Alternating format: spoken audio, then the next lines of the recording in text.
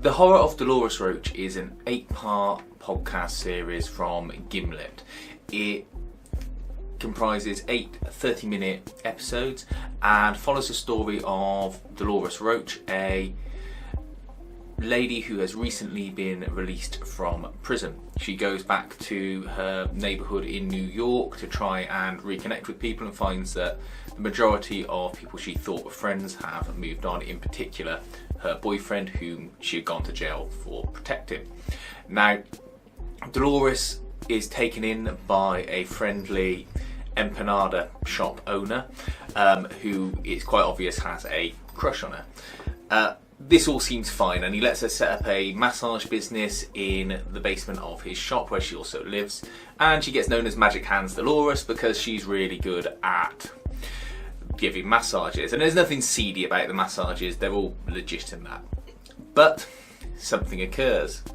Dolores has got a bit of rage inside her, a bit of anger, and someone rubs her up the wrong way, and one thing leads to another, and she ends up killing someone.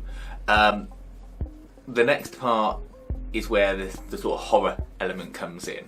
Dolores doesn't know what to do, she feels guilty about what's happened, and her wannabe boyfriend, shop owner, ends up chopping him up and feeding him to the customers, a bit Sweeney Todd style.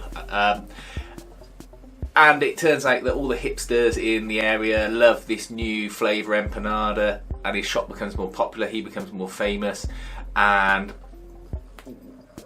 the killings have to continue in order to keep stock levels up of meat.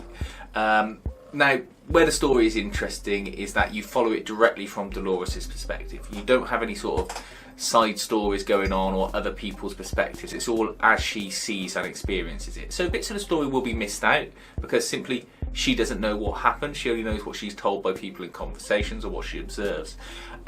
Furthermore, you hear her inner monologue, and it's sort of feels like a genuine inner monologue. There's sort of an intelligence and a thought process behind it rather than just spewing exposition. She feels guilty at the same time as feeling empowered by undertaking these murders, and you end up with a story that is really, really addictive and I would say mostly fulfilling. There are elements that are introduced in the form of other characters' traits that are really interesting and a bit sort of weird and horrible, but that's part of the story. You're not listening to it because you want a bland, boring story. One of the sort of bits that I would say will be unfulfilling to some people will be the very end of it, because things happen, and obviously, spoilers now, the murders get discovered and Dolores does one. She runs away. Now, this is all as the police are sort of storming her building, let's say, to try and find evidence and find the people.